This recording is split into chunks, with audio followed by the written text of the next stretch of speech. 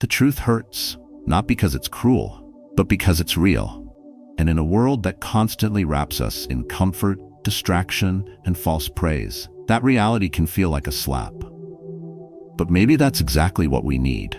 You see, the truth isn't your enemy, it's your mirror. And for far too long, many of us have avoided our own reflection. This video isn't here to make you feel good. It's not here to flatter your ego or sugarcoat your pain. It's here to strip away the noise so you can finally hear what no one else is willing to tell you, but what your soul already knows deep down. The uncomfortable truths you're about to hear, they have the power to set you free if you're brave enough to sit with them, reflect on them, and let them do their quiet work in your life. And here's something most people won't say. You might need to hear this more than once. These words aren't just for today.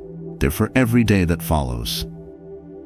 Let them echo inside you. Come back, rewatch, practice, reflect. The world won't change overnight, but you can start changing the way you show up in it, starting now. If this resonates, subscribe. If it stirs something in you, share your story in the comments or once you stop running from it. 1. No one owes you anything, and that's what sets you free. You post something honest, something that came from the heart. A vulnerable moment, a story, a lesson, only to watch it float in silence. 2 likes, one from your mother, the other from someone who probably didn't even read it. You sit with that sting. You start wondering, why does nobody care? Don't I deserve more than this? And that's where the deeper truth begins to unfold, not with applause, but with discomfort. The truth is, no one owes you anything. Not their attention, not their empathy, not their understanding. And while that may feel cruel at first, it's one of the most liberating truths you'll ever accept. We live in a time where people are taught to expect instant feedback, immediate reward, and visible results. We're trained to believe that effort guarantees outcome. But life never signed that contract. The world doesn't promise you fairness. It doesn't owe you your dream job, your ideal partner, or the recognition you believe you've earned. The longer you live in that illusion, the more frustrated and powerless you'll feel. But the moment you stop expecting anything from anyone, that's when something inside you starts to shift. Your energy no longer drains toward disappointment. You stop announcing your goals because now you build in silence. You stop waiting to be seen because your focus turns inward. Quiet discipline replaces loud frustration, and your self-worth begins to grow, not from approval, but from integrity. When you release the idea that people must appreciate you, you start working for something greater. You begin to embody success, not perform it. You no longer ask, why don't they see me? Instead, you ask, how can I be better regardless of who's watching? This is how inner growth begins. This is how quiet confidence is born. And this is where you develop a power that isn't loud but immovable. Because no one can take away what they didn't give you. And it's important to realize that entitlement isn't always loud. Sometimes it's quiet. It hides in subtle thoughts. I supported them. They should support me. I worked hard, so I should be rewarded. I was kind, I should be loved back. These thoughts sound fair, but they're still forms of expectation. And expectation, left unchecked, becomes a quiet poison. It slowly replaces your gratitude with resentment. But when you shift your mindset, when you begin to live without needing the world to clap for you, something incredible happens. You become emotionally untouchable. You win in silence. You detach from outcomes. And suddenly, you are no longer begging the world to validate you. You are building yourself in a way that commands quiet respect. Epictetus, who lived much of his life as a slave, said, "Don't demand that things happen as you wish, but wish that they happen as they do."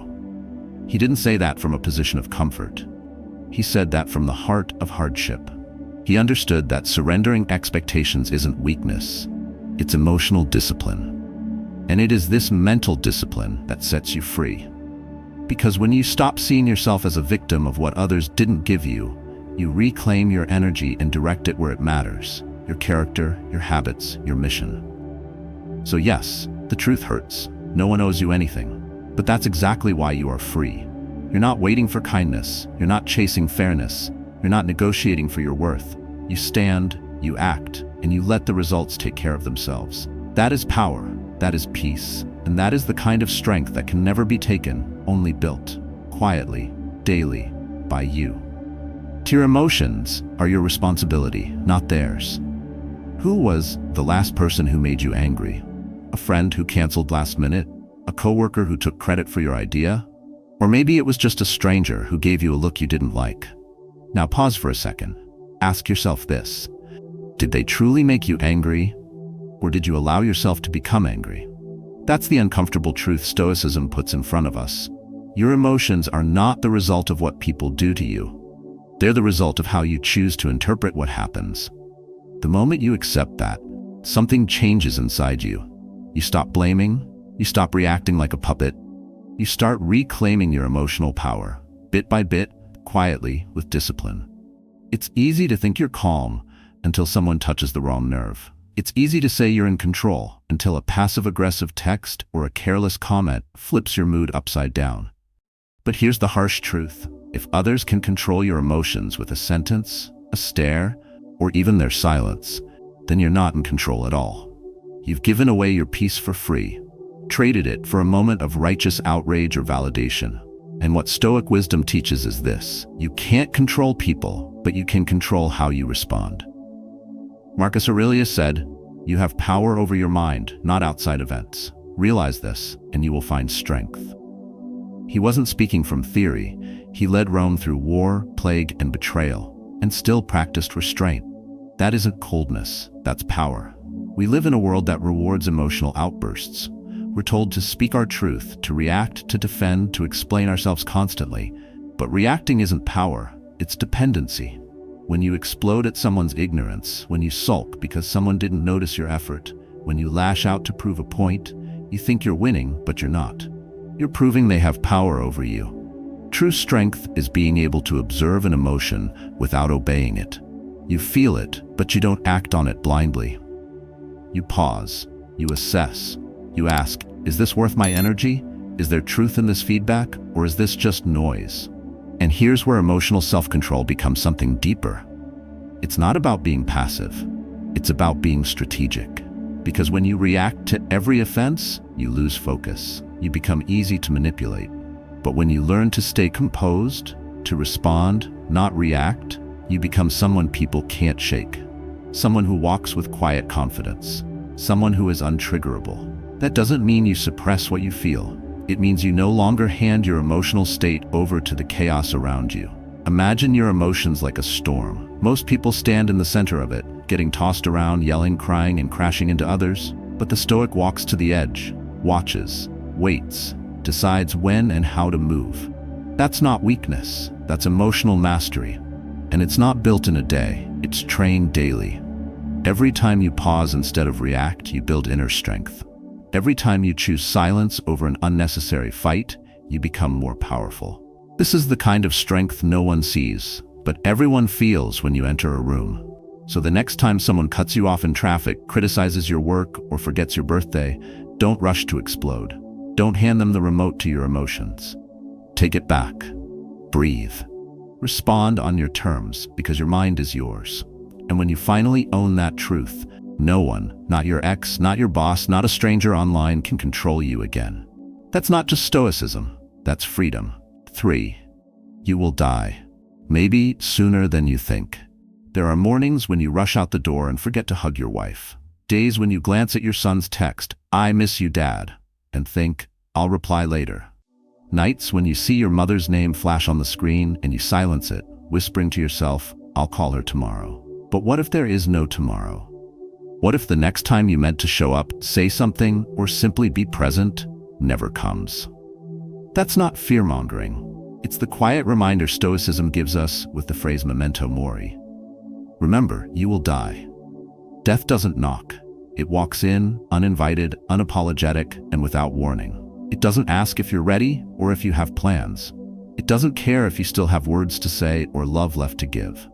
And yet, most of us live as though we've been promised a lifetime, scrolling past moments, pushing off conversations, numbing ourselves with routine.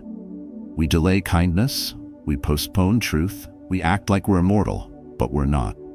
And that's the paradox.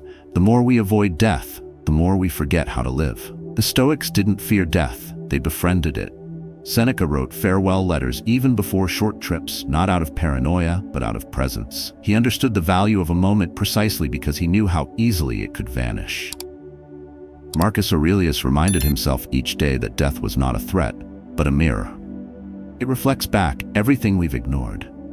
Every time you avoid a tough conversation, every time you procrastinate something meaningful, every time you hold back love or an apology or effort, you are assuming you'll get another chance.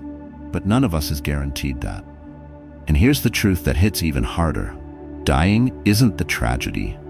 The tragedy is being alive but never truly living. It's wasting years chasing things that don't matter. It's waiting for the right time to pursue something meaningful. It's keeping your feelings locked inside, hoping the world will guess your heart. It's becoming a ghost long before your final breath. The presence of death isn't meant to paralyze you. It's meant to wake you up, to make you choose better. Speak kindly. Live fuller. Not later, now. Because living like you'll never die gives you the illusion of time. But living like you might, that gives you clarity. You look someone in the eyes longer. You put down the phone, you write the letter, you forgive, because resentment takes too much life to carry. You listen, because time is too short to always be right. You love without games, without ego, without waiting for guarantees. That's the power of memento mori. Not to haunt you, but to soften your pride and sharpen your presence. And no, it doesn't mean quitting your job or burning down your to-do list. It means doing the same things with more purpose, showing up to the same life but with different eyes. It means you walk through your day knowing this could be the last time you drink coffee in that chair, hear your child's laughter from the hallway, or feel the wind touch your face as you step outside. That realization doesn't make life heavier. It makes it sacred. So the next time you find yourself pushing off what matters for the sake of something urgent but empty, stop. Ask yourself, if today were the end, would I be proud of how I spent it? Not in what I achieved, but in how I lived. Because the truth hurts. Yes, you will die, maybe sooner than you think. But that truth, if you face it, can become your greatest guide. It can strip away the noise. And what's left? It is a life lived with depth, love, and meaning. Not forever, but fully. 4. Right action. Let go of the outcome. You've crafted the perfect resume. Sleek design, powerful language, even a clever little quote at the top that makes you seem both wise and humble. You triple check for typos, attach your portfolio like it's the trailer for a blockbuster, hit send, and then silence. No email, no thank you for applying, not even a polite rejection, just a digital void. And in that moment, it feels like betrayal. You gave it your all. You stayed up late, you revised until your eyes hurt. Shouldn't the universe reward that? But here's where Stoic wisdom slices through the noise. No, it shouldn't. Because you are not entitled to results. You are responsible only for your actions. That's a hard truth to swallow, especially in a world that tells us effort equals outcome. But Stoicism never made that promise. You can do everything right and still not get what you hoped for. You can show up with discipline, intention, even love, and still be overlooked. But if your value is tied to the reaction, then your peace will always belong to someone else. The Stoic response? Do what is right because it is right, not because it guarantees a return. That mindset changes everything. Imagine planting a tree. You water it, tend to the soil, and protect it from storms, and one day, maybe the fruit comes, maybe it doesn't. But either way, you showed up as a gardener, not a gambler. That's what Stoic action looks like. Rooted, not reactive. Purposeful, not performative. It's understanding that the fruit may not come in your timing or may never come at all, but the integrity you built by showing up daily is its own reward. Take Simone Biles, one of the greatest athletes of our time. The world expected perfection in the Tokyo Olympics, but in a moment of immense pressure, she stepped back. Not because she wasn't capable, but because she understood the cost of pushing forward in the wrong state of mind. She didn't chase the outcome, she protected her foundation. Her decision didn't win gold, but it won something far greater: self-respect. She reminded us all that right action isn't about applause, it's about alignment. And this applies far beyond sports. You prepare for a relationship, you show up for someone with honesty, vulnerability, and consistency, and still, they walk away. You launch a project with vision, effort, and all the quiet hours no one saw, and it falls flat. That's not failure. That's life. You're not bending to your will. But that doesn't mean your actions were meaningless. Letting go of the outcome doesn't mean you stop caring. It means you stop needing the world to validate your worth. In truth, this principle sets you free. It liberates you from anxiety, from the highs and lows of external judgment, from the toxic loop of overthinking results. It allows you to focus on what you can control: your energy, your process, your quiet commitment. And once you do that, you begin to build something unshakable, a mental discipline that doesn't break just because the outcome did. You stop being reactive. You start becoming intentional. So the next time you hit send, show up, open your heart, or take a risk, don't do it for the claps. Do it because it's aligned with who you want to be. Do it because showing up with integrity is your real power. And if the world doesn't respond the way you hoped, let it be. You planted the tree, the fruit will come or it won't. But your roots, they're deeper now. And no one can take that from you. 5. Pain is the silent teacher, brutal but true. I once fractured my wrist slipping on the stairs. Rushing out the door, laces untied, thoughts scattered. The fall was quick, but what came after was slow. The physical pain wasn't even the worst part. It was the stillness, the silence that followed. The kind where the noise in your head becomes louder than anything outside. The doctor said, "You'll need to rest for a few weeks." But my mind didn't rest. It panicked. Who am I if I'm not doing something useful? Can I still be of value if I can't produce, solve, fix, or move? That's when I understood. Sometimes pain doesn't just break your bones. It cracks open parts of you that were too proud to be touched. And in that raw space, the teaching begins. Stoicism doesn't romanticize pain, but it doesn't flinch from it either. It looks painful in the eye and says, "You're not here to destroy me, you're here to reveal me." Because pain is a mirror, a brutal one. It strips you of excuses, of reputation, of the illusion of control. And what's left is the real you, bare, trembling, and faced with a choice: surrender or grow. That's the unspoken gift of pain. It won't hand you comfort, it hands you the truth. And while that truth stings, it also sharpens. It reminds you that strength isn't built in ease, it's revealed in resistance. Think of a time you were broken, physically, emotionally, maybe both. A loss, a betrayal, a failure so loud it echoed through your body. Did you notice how clearly you began to see everything? How the masks dropped, the noise faded, and your priorities rearranged themselves without asking? That's not a coincidence. That's pain doing what it does best, cutting through the clutter, forcing you to rebuild not from ego, but from essence. It shows you what matters, it shows you what's real, and it forces you to let go of what isn't. Frida Kahlo, the legendary painter, lived most of her life in pain, a shattered spine, endless surgeries, a body that betrayed her daily. But she didn't run from it. She painted it. She faced her agony with brushstrokes that didn't ask for pity, only truth. Her art wasn't clean. It was fierce, vivid, and unapologetic. And through that, she didn't just survive, she became immortal. That's what happens when you stop trying to escape your wounds and instead ask them what they're here to teach you. Your scars aren't the enemy. They are chapters in your story, and sometimes they hold the deepest wisdom. Pain humbles you, it brings you to your knees, but it also clears the fog, it forces silence. And in that silence, you begin to hear the parts of yourself you've ignored. You meet your fears, your insecurities, your truth. And from there, if you're willing, you rise, stronger, clearer, not louder, but more grounded. That's what Stoics mean when they say pain is a teacher. It doesn't shout, it waits, it whispers, and only those willing to sit with discomfort long enough will understand its language. So no, you don't have to love the pain, you don't have to pretend it's noble, but don't run from it either. Don't numb it, deny it, or bury it beneath distractions. Let it shape you, let it speak. Because once you've endured something real, something that didn't break you but broke something false inside you, you no longer chase shallow victories. You no longer fear discomfort. You stand differently. And that posture, that quiet resilience, it's not fake, it's not forced, it's earned, and it lasts. Because pain, as brutal as it is, doesn't just leave you weaker, it gives you back to yourself. 6. No discipline, no freedom. You can eat anything you want. You can binge Netflix until 3 a.m. You can skip your workout, sleep in until noon, blow your paycheck on things you don't need, and nobody will stop you. Sounds like freedom, right? But let's be honest, do you actually feel free? Are you waking up clear-headed, energized, and proud of yourself? Is your bank account growing, your health improving, your mind becoming sharper? Or are you just floating, barely holding it together beneath the surface of temporary pleasures? That's the paradox Stoicism exposes with brutal clarity.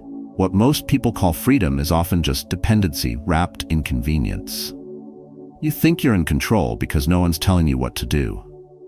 But if you can't say no to your impulses, you're not free. You're a slave to them. If your phone dictates how you spend your mornings, if your cravings decide what you eat, if your moods control how you treat others, then the problem isn't the world. It's you. And that's where Stoic philosophy hits hardest. You don't get to claim freedom if you haven't earned it through discipline.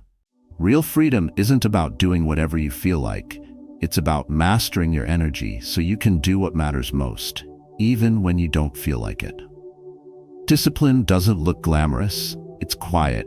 It's waking up when no one's watching. It's choosing the salad over the sugar. It's turning your phone off when your brain begs for dopamine.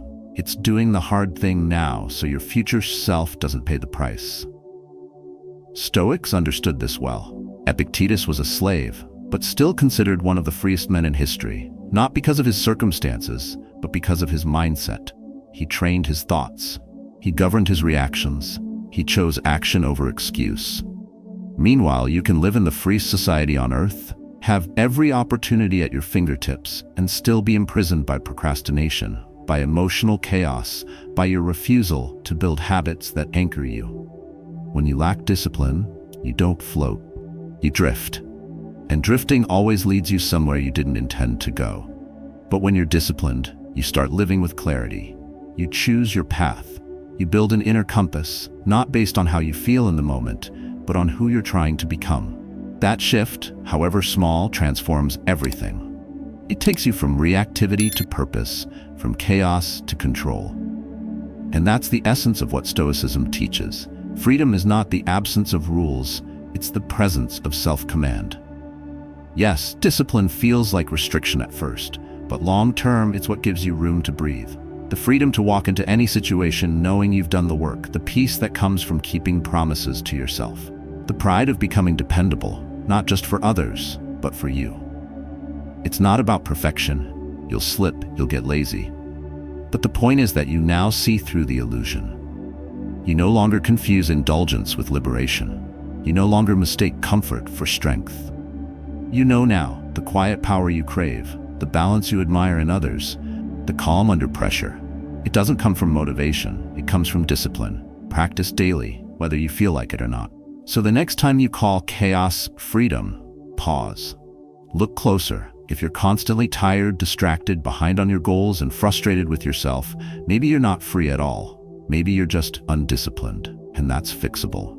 That's what makes this truth so hard and so empowering. Because once you stop lying to yourself about what freedom really is, you can finally begin to build it. Not overnight, not loudly, but daily, with discipline. 7. Not everyone will understand you, and that's okay. There are moments when you say something you believe in, and the room goes quiet. Not out of respect, but out of judgment. You feel it in their glance, in the awkward silence, in the way the conversation shifts without acknowledging what you just said. You laugh it off, or worse, you shrink. You edit yourself. You say less next time. You stop showing your full self because deep down, you've been taught this quiet lie, that being accepted is more important than being honest. And yet, every time you abandon your truth for comfort, something in you starts to wither. Stoicism doesn't beg you to be understood. It dares you to stay whole, even when you're misunderstood. You've probably deleted a post you believed in because no one reacted. Maybe you once hid your passion because someone made a joke about it. Maybe you kept quiet in a meeting because your idea didn't sound like everyone else's. You're not alone. Most people know that ache, and yet they live their whole lives avoiding that feeling, choosing approval over authenticity. But what if this discomfort you feel when you're truly seen is not a weakness, but a sign you're actually living honestly for once? That you're no longer just blending in, but becoming someone who stands on their own with quiet confidence. The truth is, not everyone will understand you. Some people won't get your values. Some won't like your calm energy. Some will be bothered by how grounded you are because it reflects the chaos they haven't dealt with in themselves. That's not your fault. That's not your burden. And it's not your job to shrink so they feel more comfortable. Your responsibility is to live in alignment, not in apology. Because if the love you receive is only offered when you wear a mask, then that love was never for you. It was for the costume you were forced to put on. Galileo was silenced for daring to speak the truth. His ideas threatened the comfort of the crowd, so they tried to erase him. But time, as it always does, proved the truth didn't need to shout. It just needed someone willing to stand by it. You're not Galileo, but you will face moments where choosing your truth means losing approval, where your values put you at odds with what's trending, where staying real costs you a seat at the table. But the peace that comes from not betraying yourself is worth more than any shallow validation. There will be days when your silence feels like safety and your truth feels like risk. But remember, you can't build an unshakable mindset if you keep asking others for permission to be who you are. The Stoics didn't live to be liked. They lived to be in integrity. And so should you. You don't need the world to clap. You don't need the comments to agree. You just need to be able to look in the mirror at the end of the day and say, I stood where I needed to stand. That's where quiet power comes from. That's how you become someone they can't shake, even if they never say your name. So if you've ever been mocked for your silence, judged for your intensity, or misunderstood because you chose to walk your own path, know this: you are not wrong. You are rare. And rare things aren't always appreciated at first. They're just harder to ignore in the long run. Not everyone will understand you, and that's not only okay, it's necessary. Because your truth was never meant to fit inside someone else's comfort zone. It was meant to set you free. The truth hurts, not because it breaks you, but because it wakes you up. And in a world full of distractions, illusions, and noise, hearing what's real can feel like a punch to the chest. But it's also the beginning of something deeper: clarity, growth, and freedom. When you stop expecting, when you take full responsibility for your emotions, when you accept that death is not some distant shadow, but a constant reminder to live, you become unshakable. And when you let go of the outcome, when you face pain instead of avoiding it, when you build discipline and no longer fear misunderstanding, you rise with quiet strength. These aren't just concepts, they're daily practices, simple shifts, quiet choices, Stoic habits that train your mindset and help you protect your energy, reclaim your peace, and carry yourself with calm power. This is not about perfection. It's about truth. Truth that transforms, if you have the courage to sit with it. If something in this video struck a chord with you, share your story in the comments below. Let others know they're not alone. And if you're ready to hear more truths that challenge you and guide you, like this video and subscribe for what's coming next, because the journey is just beginning.